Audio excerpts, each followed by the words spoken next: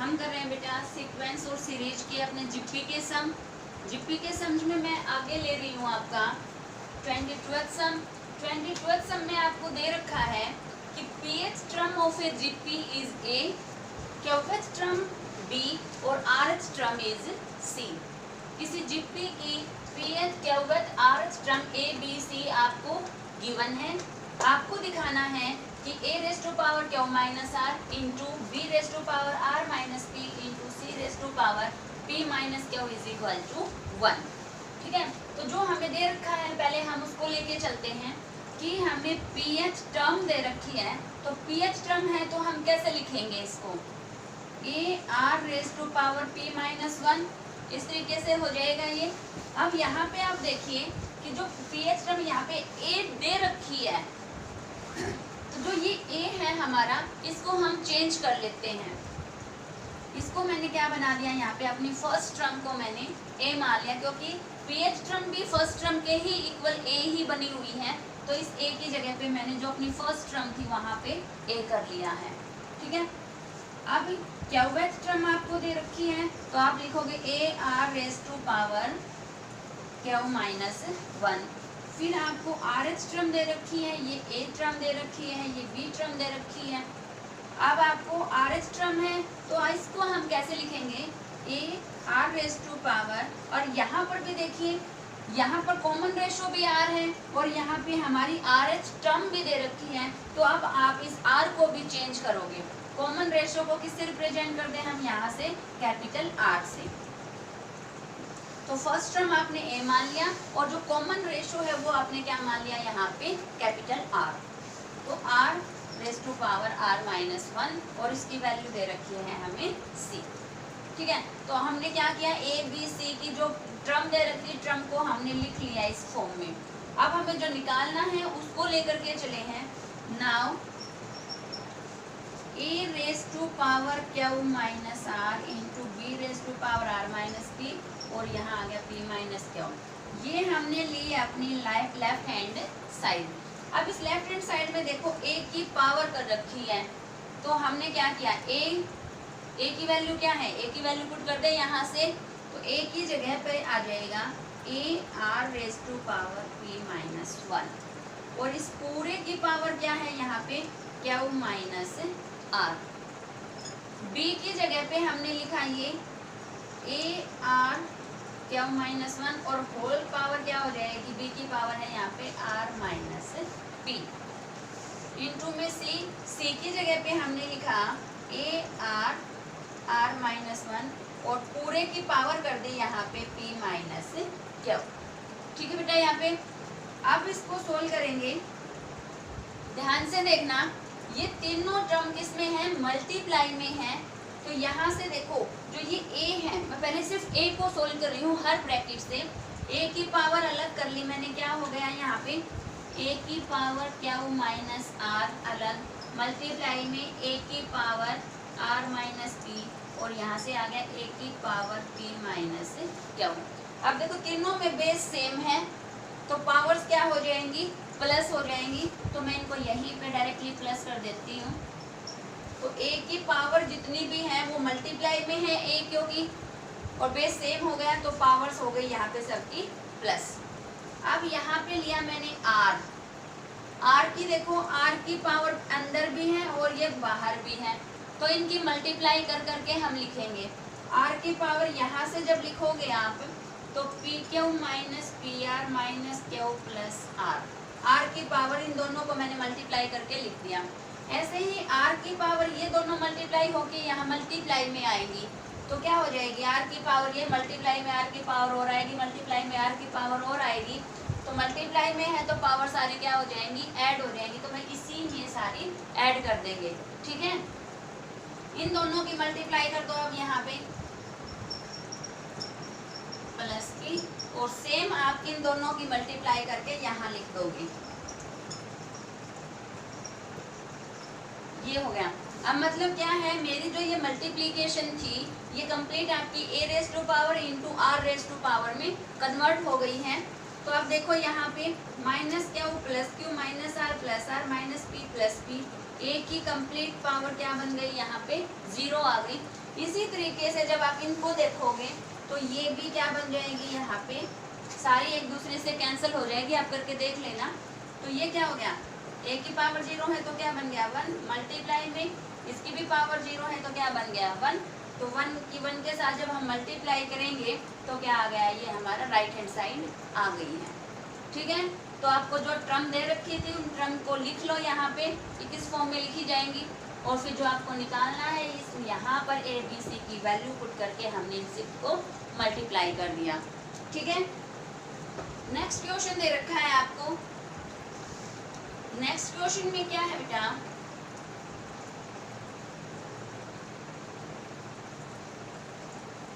ये है if the first term and nth term of a GP. GP की आपको फर्स्ट टर्म और nth टर्म दे रखी है आर ए एंड बी। तो फर्स्ट टर्म दे रखी है आपको ए, तो फर्स्ट टर्म हो गई ए, ये हमारी फर्स्ट टर्म है। ठीक है, और nth टर्म बी है, तो nth टर्म को हमने क्या पुट कर दिया यहाँ पे b। nth टर्म क्या हो जाएगा यहाँ से a r raise to power n-1, और यहाँ से क्या वैल्यू आ गई b आ गई। अब क्या है, and p is the product of n terms. p दिया है इसने पहली n टर्म्स का प्रोडक्ट। तो पहली टर्म है a, दूसरी टर्म क्या लिखी जाएगी, देखो सेकंड टर्म को हम क्या लिखेंगे a r raise to power क्या हो जाएगा 1, 2 से 1 कम रहती है पावर, तो a r लिख देंगे हम इसको। तो second term a r, third term हो गई a r स्क्वायर। इसी तरीके से मल्टीप्लाई में nth टर्म क्या आएगी हमारी a r n-1 आएगी। nth टर्म है तो n में से 1 कम करेंगे तो n-1 आ गई यहाँ पे। अब मैंने क्या किया, इन सब का प्रोडक्ट कर दे यहाँ पे, और तो कुछ सॉल्यूशन है ही नहीं। या क्या कर सकते हैं इससे पहले कि यहाँ से इसकी वैल्यू निकाल लो, r की वैल्यू निकाल लें यहाँ से। तो r raise to power n-1 की वैल्यू क्या आ जाएगी, उधर b है, यहाँ a मल्टीप्लाई में था, कहाँ चला गया डिवाइड में, तो r raise to power n-1 की वैल्यू आ गई। आगे चल के उस r की वैल्यू को हम यूज कर लेंगे। अब ध्यान से देखो, ये n टर्म्स हैं, कितनी टर्म्स हैं, ये n टर्म्स हैं, n टर्म्स की प्रोडक्ट है। हर टर्म में a आया हुआ है। ठीक है, अब a आया हुआ है तो a को n टाइम्स मल्टीप्लाई जब आप करोगे, a into A into A into n times जब हम इसको मल्टीप्लाई करेंगे तो बेस सेम है तो a का a रह जाएगा, और ये पावर क्या हो जाएगी, ऐड हो जाएगी। और पावर ऐड हो जाएगी तो क्या बनेगा, यहाँ पे a को n टाइम्स हम मल्टीप्लाई करेंगे तो क्या बन के आएगा हमारा, यहाँ पे बताओ सभी, सोचो क्या बन के आ जाएगा। a को n टाइम्स मल्टीप्लाई करोगे तो यहाँ पे क्या बन जाएगी हमारी 1 को n टाइम्स हम ऐड करेंगे तो क्या बन जाएगा यहाँ पे a raise to power n हो जाएगा।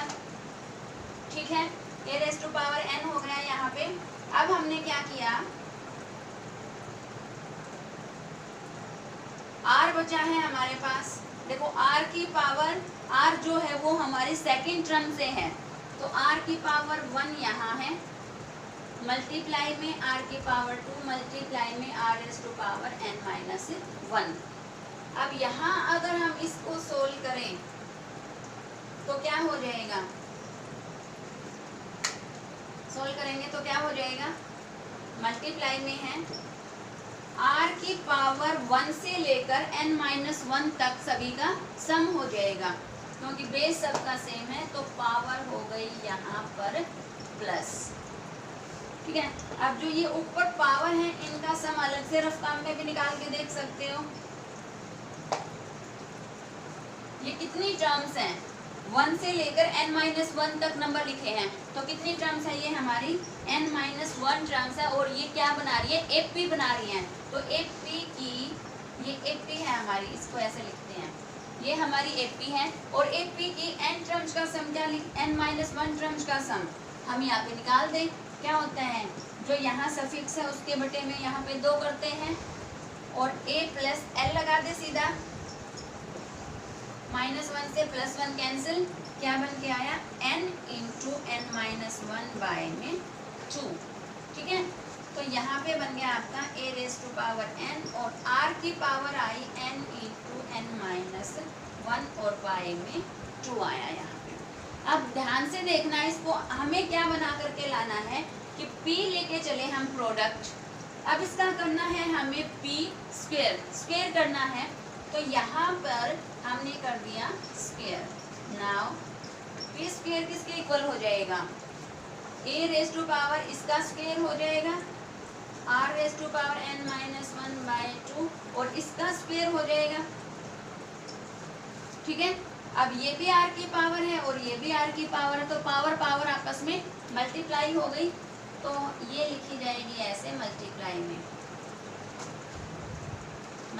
में 2।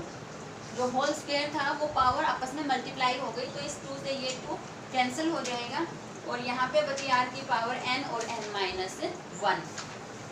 यहाँ है a raise to power 2n, तो यहाँ पर मैंने क्या किया, n-1 पावर तो अंदर रख ली क्योंकि r की पावर n-1 का आंसर है मेरे पास, और क्योंकि दोनों पावर पावर मल्टीप्लाई में होती हैं तो हम उनको मल्टीप्लाई की जगह ऐसे पावर की फॉर्म में भी लिख सकते हैं, क्योंकि पावर पावर मल्टीप्लाई तो मल्टीप्लाई में है, जैसे पावर भी बना सकते हो। तो ये क्या बन गया है यहाँ पे अंदर r raise to power n-1 और उसकी वैल्यू हमने वहाँ निकाली थी b/a, तो इसकी जगह पर आप क्या पुट कर देंगे, b/a whole raise to power n हो जाएगी n। अब whole raise to power n है तो इसका मतलब है b की भी पावर n है यहाँ पे और a की भी पावर n है, तो a की पावर n से एक a की पावर n कट गई, क्या बचा a की पावर n और मल्टीप्लाई में b की पावर n, तो ये क्या बन गया ab whole raise to power n। ठीक है, ऐसे ही हमने इसको सोल्व करना था कि प्रोडक्ट ऑफ p स्क्वायर क्या हो गया, यहाँ पे ab की पावर क्या लेकर के आनी है, n लेकर के आनी है। ठीक है, आगे हम लेते हैं बेटा अगला सम लिया, show that the ratio of the, ratio दे रखी है हमें किस किस की, the sum of first n terms, पहली n टर्म्स का सम, तो पहली n टर्म्स का सम हो जाएगा हमारे पास Sn, फिर दे रखा है टू द मतलब रेशियो में to the sum of terms from n+1 to nth term. देखो हमारे पास है 2nh टर्म, ये हमारी फर्स्ट टर्म, फिर सेकंड कर करके हमारी आ गई यहाँ पे nth टर्म, पहली nth टर्म का जोड़ ये आ गया। अब इसके रेशियो n+1th टर्म से 2nth टर्म तक, इन दो का सम, n+1th टर्म से 2nth टर्म तक का सम हमें दे रखा है। तो यहाँ पे देखो हम कैसे लिखेंगे, ऐसा सम हमने पहले भी किया था, क्या था कि हम देखो पहले n टर्म्स का जोड़ तो Sn से रिप्रेजेंट कर सकते हैं, लेकिन n+1 से 2nth टर्म तक हम सीधा सम नहीं निकाल पाएंगे, तो हम इसके लिए क्या करेंगे, 1 से लेकर 2nth टर्म, सभी 2nth टर्म का जोड़ कर दिया, तो सभी 2nth टर्म का जोड़ करेंगे तो क्या लिखा जाएगा, S2n। S2n का मतलब है पहली से लेकर के 2nth टर्म तक का सभी का जोड़। और अब इस जोड़ में से मेरे तो सिर्फ ये जोड़ चाहिए, तो इस पहले वाले n टर्म्स के जोड़ को इसमें से घटा दें, Sn। तो ये जो हमारा सम आएगा ये हो जाएगा n+1th टर्म से लेकर 2nth टर्म तक का जोड़। तो यहाँ पे ये हो गया n टर्म का सम ये और n+1 से लेकर 2nth टर्म का सम ये। और अब आपको ये सम क्या निकाल के लेके आना है, ये लेकर के आना है r raise to power n, ये हमारा है 2 रूट। ठीक है, सम समझ में आया कि हमें इसमें करना क्या है, ये हमें निकाल करके लाना है। तो उसके लिए हम इसकी लेफ्ट हैंड साइड लेके चलते हैं Sn, तो Sn का फॉर्मूला लगा दीजिए, क्योंकि ये टर्म्स किसकी हैं, जीपी की टर्म्स हैं, तो इसका सम का फॉर्मूला लगा रही हूँ मैं यहाँ पे। Sn का फॉर्मूला क्या हो जाएगा, दो फॉर्मूले कोई सा भी अप्लाई कर सकते हो, r raise to power n-1 upon r-1, ये ऊपर वाला numerator sum of n terms का आंसर आ गया। बाय में ये लेफ्ट हैंड साइड लेके चले बेटा, S2n का फॉर्मूला लगाओगे तो a r की power 2n-1 upon r-1, minus में Sn है तो Sn की जो ये वैल्यू थी वही दोबारा से यहाँ आ जाएगी। अब बिल्कुल ध्यान से देखिए, ये हमारा न्यूमरेटर और इसके कंप्लीट बाय में है, ये हमारा है डिनोमिनेटर। अब देखो डिनोमिनेटर में से क्या कॉमन आ रहा है, वो कॉमन ले लेते हैं। क्या कॉमन है, a और r माइनस 1 दोनों में कॉमन है, तो मैंने इनको कॉमन ले लिया, a और r माइनस 1 को। तो ये a बाय r माइनस 1 हो गया कंप्लीट में से कॉमन। अब कॉमन हो गया है तो इस पीछे वाले को अब हम सोल्व करते, जो ब्रैकेट के अंदर रह गया, क्या रह गया, r की पावर 2n माइनस 1। अब माइनस के साथ इस सेकंड ब्रैकेट को हम खोलेंगे तो क्या बन जाएगा, minus r to power n plus 1। Minus 1 plus 1 cancel हो गया। अब हमारे पास बचा है ये बच गया minus r to power n। अब एक बात और, अगर हम यहाँ से देखें कि इन दोनों में से भी r to power n common है, क्योंकि ये छोटी पावर है, ये बड़ी पावर है, तो r टू पावर n दोनों से कॉमन हो जाएगा। तो नीचे ही लिख रही हूँ मैं, a बाय r माइनस 1 तो पहले से ही कॉमन था, r टू पावर n और हो गया कॉमन। और यहाँ पे क्या बचा, देखो यहाँ पे 2n है, एक n बाहर गया है तो एक n बच गया अभी, और ये कंप्लीट निकल गया तो 1 बच गया। अब ये है हमारा, दोबारा से लिख देती हूँ, ये न्यूमरेटर है और इसके कंप्लीट के बाय में अब हमारे पास आ गया ये, ठीक है, ये आ गया। अब हम क्या करेंगे, ऊपर वाले फ्रैक्शन को एज इट इज रखा, नीचे वाले फ्रैक्शन को मैंने ऊपर लिखेंगे मल्टीप्लाई में, तो ये रेसिप्रोकल हो जाएगा, ये हो गया और ये नीचे से यहाँ से हट गई। अब a से a हमारा r माइनस 1 से r माइनस 1 कैंसिल हो गया, और क्या कैंसिल हो गया हमारा, ये देखो नीचे था, ऊपर था तो ये नीचे रहेगा, r to power n minus 1, a के साथ था, ये a के साथ था तो ये इससे कैंसिल हो जाएगा। ठीक है, अब बचा क्या है हमारा, ऊपर कुछ नहीं बचा, 1 बच गया, और नीचे हमारा बचा है r to power n।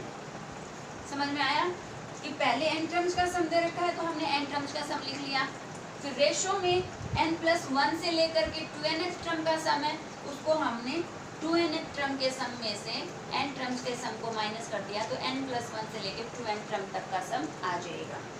Sn का फॉर्मूला लगाया, S2n का फॉर्मूला लगाया, और Sn का नीचे वाले को सोल्व करके नीचे वाले फ्रैक्शन को हम ऊपर रेसिप्रोकल बना करके ले आए, और इस तरीके से हमने कैंसिल कर दिया। तो जो हमें लेकर के आना था कि 1/Rn शो करो इस रेशो को, वो रेशो हमारा यहाँ पर आ गया है। सभी को क्लियर हो गया होगा। अब है आगे ये वाला सम, इसमें क्या दे रखा है आपको कि ABCD are in GP, 4 term दे रखी है GP की। ठीक है, शो दैट, आपको ये शो करना है left hand side is equal to right hand side. तो यहाँ से मैं लिख देती हूँ, देखो ये आपकी 4 टर्म है, फर्स्ट टर्म A है, एज इट इज रहने दो, सेकंड टर्म B है, B को हम कैसे लिखेंगे, AR इंटू n माइनस 1, इस तरीके से लिखते हैं क्योंकि ये सेकंड टर्म है, सेकंड टर्म है, ये फर्स्ट टर्म है, ये सेकंड, ये थर्ड, ये फोर्थ, तभी तो इसने कहा कि these are 4 terms of GP की 4 टर्म दे रखी हैं। तो पहली टर्म A है, A ही रहेगी, दूसरी टर्म B है तो B की जगह क्या आ जाएगा, सेकंड टर्म हम कैसे लिखेंगे AR, थर्ड टर्म हमारी C है और थर्ड टर्म को हम कैसे लिखेंगे AR स्क्वायर, ऐसे ही फोर्थ टर्म D है और D को लिखेंगे हम AR क्यूब। समझ आया। फर्स्ट टर्म है हमारी, फर्स्ट टर्म है यहाँ पर A, तो यहाँ पर फर्स्ट टर्म तो A ही रहेगी, यू रहने दो, B C D की जगह पर हम क्या पुट कर देंगे AR स्क्वायर AR क्यूब। इस ब्रैकेट में वैल्यू पुट करो, जो कॉमन आता है कॉमन निकाल लो, इसमें वैल्यू पुट करो, जो कॉमन आए वो कॉमन निकल जाएगा, और फिर दोनों की मल्टीप्लाई करनी है, और फिर राइट हैंड साइड लेके चलोगे, AB की BC की CD की मल्टीप्लाई करके सम करो, और फिर उस पूरे का स्क्वायर करना है। वैल्यू आपको ABCD की जगह पे AR स्क्वायर AR क्यूब ये वैल्यू पुट करनी है। ठीक है, एक लास्ट क्वेश्चन और लेते हैं बेटा। इसमें क्या है कि जैसे हमने पढ़ा था अर्थमेटिक मीन, मैं फिर से रिवाइज कर देती हूँ कि हमने अर्थमेटिक मीन क्या पढ़ा था। अर्थमेटिक मीन था हमारा यहाँ पर ए बी की फॉर्म में अगर मैं बताऊं तो जैसे ये 3 नंबर दे रखे हैं, ये 3 नंबर हैं हमारे एपी के अंदर। किसमें है ये? एपी के अंदर है। तो मैंने कहा था कि जो ये बीच वाला नंबर है ये ए और बी का क्या है? अर्थमेटिक मीन है। तो हम इसको कैसे लिखेंगे? सी को a प्लस बी बाय 2, ठीक है। और ये कैसे आया ये फिर से बता देती हूँ कि जब हम कॉमन डिफरेंस निकालेंगे तो c में से a माइनस करते हैं और b में से c माइनस करेंगे। c को इधर ले आए तो बन गया 2c, a उधर गई तो क्या हो गया? b plus a। c की वैल्यू यहाँ से निकालोगे तो b प्लस a बाय 2। तो arithmetic mean between a and b होता है हमारा a और b का जोड़ बटे में 2, ठीक है। ये अर्थमेटिक मीन है, बिल्कुल ध्यान रखेंगे, आगे इसका यूज होगा बार बार। अब है हमारा ज्योमेट्रिक मीन। इसी में अगर मैं ज्योमेट्रिक मीन आपको बताऊं, ये टर्म है आपकी जीपी की। Geometric mean between a and b अगर आपको बताना है तो हम देखो यहाँ से ज्योमेट्रिक प्रोग्रेशन में हम क्या करते हैं? कॉमन रेशियो निकालते हैं कॉमन डिफरेंस की जगह पे। तो यहाँ पे हमने निकाल दिया कॉमन रेशियो, c बाई ए हो जाएगा। एक बार और निकालेंगे तो क्या आएगा? b by c। Common ratio निकाल दिया, कॉमन रेशियो है दोनों तो दोनों हो गए इक्वल। अब इनके क्रॉस मल्टीप्लाई करेंगे तो c square is equal to a b, और c निकालेंगे तो क्या बन जाएगा? ये अंडर रूट ए बी, ठीक है। तो जो हम ज्योमेट्रिक मीन लेंगे वो हम पॉजिटिव लेंगे तो अंडर रूट की वैल्यू यहाँ पे पॉजिटिव ही रखेंगे। तो आप याद रखोगे कि geometric mean between a and b निकालना है तो दोनों की मल्टीप्लाई और अंडर रूट कर दीजिए, और अगर आपको अर्थमेटिक मीन निकालना है तो दोनों के सम को 2 से डिवाइड कर दीजिए, ठीक है। ये हमारा बनेगा अर्थमेटिक मीन और ये बन जाएगा हमारा ज्योमेट्रिक मीन।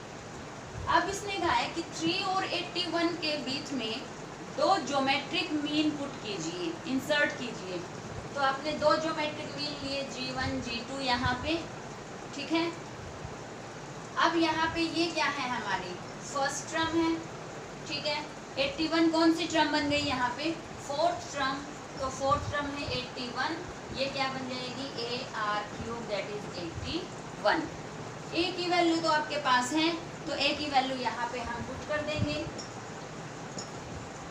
तो r³ की वैल्यू क्या आ गई यहाँ से? 27, और r की वैल्यू इस तरीके से आ गई यहाँ पे 3, ठीक है।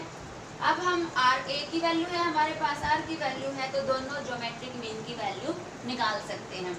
जो फर्स्ट ज्योमेट्रिक मीन है ये टर्म सेकंड है, और सेकंड टर्म को हम लिखेंगे AR। तो a और r की मल्टीप्लाई कर दीजिए, क्या आ गया? First geometric mean 9।